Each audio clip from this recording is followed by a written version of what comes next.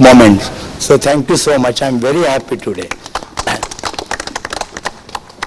Thank you, Dr. Deshpande sir. And after this, now from crossing the 7 seas with us for this particular moment, we have very beloved, very lovable, the Honorable His Excellency Mr. Devendra Fadnavis ji, Deputy Chief Minister of Maharashtra. I invite him to say a few words here. Thank you, sir.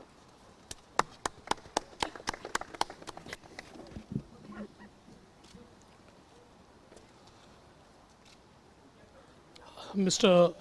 Pavel Kuzmin, Mr. Rahul Narvekar,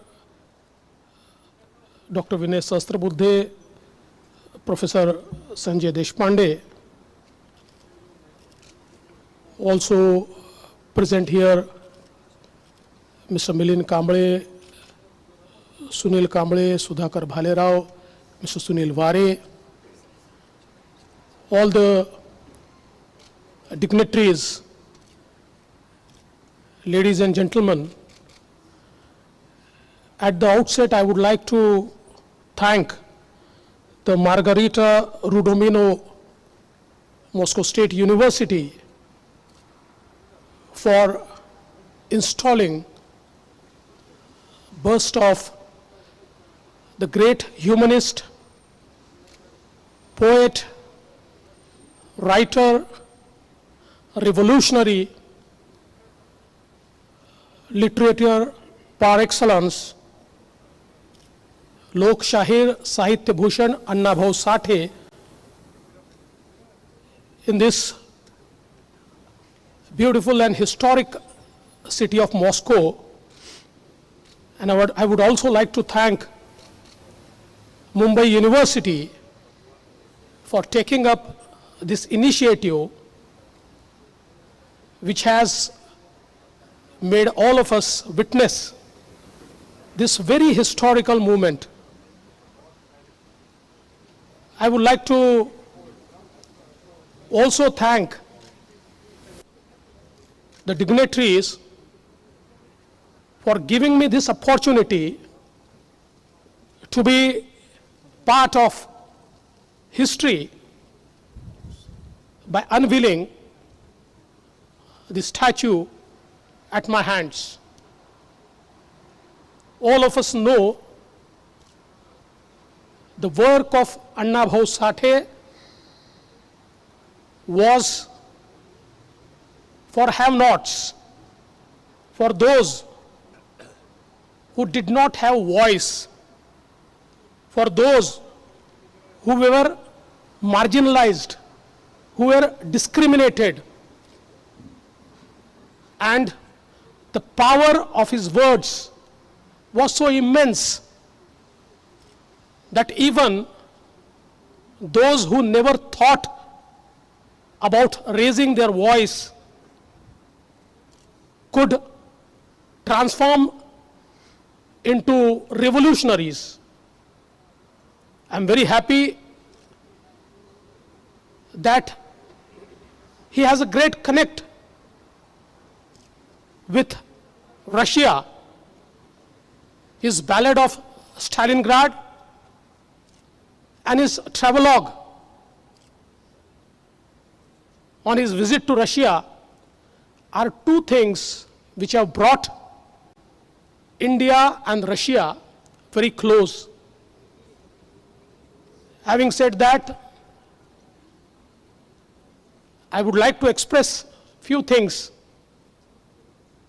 in Hindi. मैं Moscow state library का बहुत बहुत आभार व्यक्त करता हूं कि महाराष्ट्र के और भारत के एक ऐसे व्यक्ति का स्टैचू आज यहां पर उद्घाटित हो रहा है जो वंचितों के आवाज थे, जिन्होंने अपने जीवन में मात्र एक दिन स्कूल में पढ़ाई की थी, क्योंकि सामाजिक परिस्थितियों के कारण उन्हें पढ़ने की इजाज़त नहीं मिली और 11 साल की उम्र में जो व्यक्ति 227 किलोमीटर पैदल चलकर मुंबई आया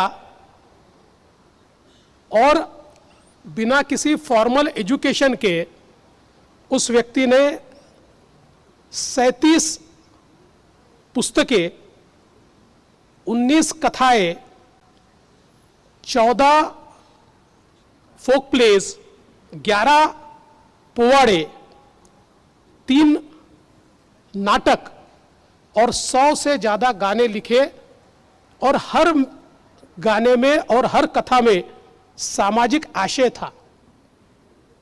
और विशेष रूप से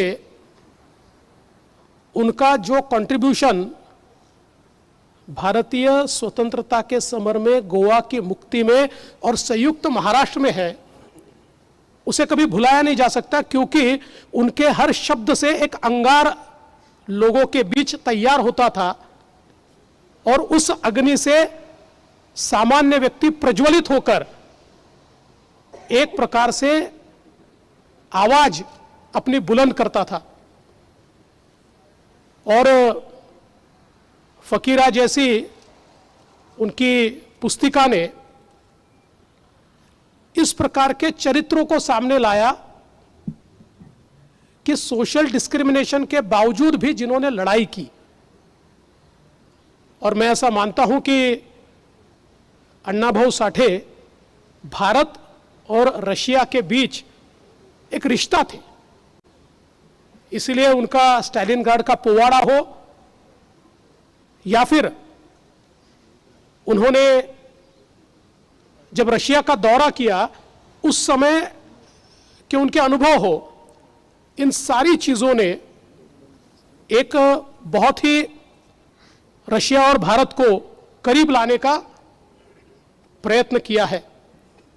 विशेष रूप से आज हम लोग ये मानते हैं कि जिस प्रकार से वे डॉक्टर बाबा साहेब आंबेडकर जी से प्रेरित थे और जैसा उल्लेख किया कि रशिया की क्रांति से भी उनको प्रेरणा मिली थी, उनको भारत का मैक्सिम गोर्की भी कहा जाता है। और वे मानते थे कि हम तो हमारी संस्कृति में मानते हैं कि जो पृथ्वी है वो शेषनाग के मस्तक पर है, लेकिन अण्णाभाऊ साठे कहते थे पृथ्वी शेषनाग के मस्तक पर नहीं है, पृथ्वी ये मजदूरों की हथेली पर है। ऐसा कहने वाले अण्णाभाऊ साठे, इन्होंने मजदूरों की, दलितों की, शोषितों की, पीड़ितों की बात को दुनिया के सामने लाने का प्रयास किया है।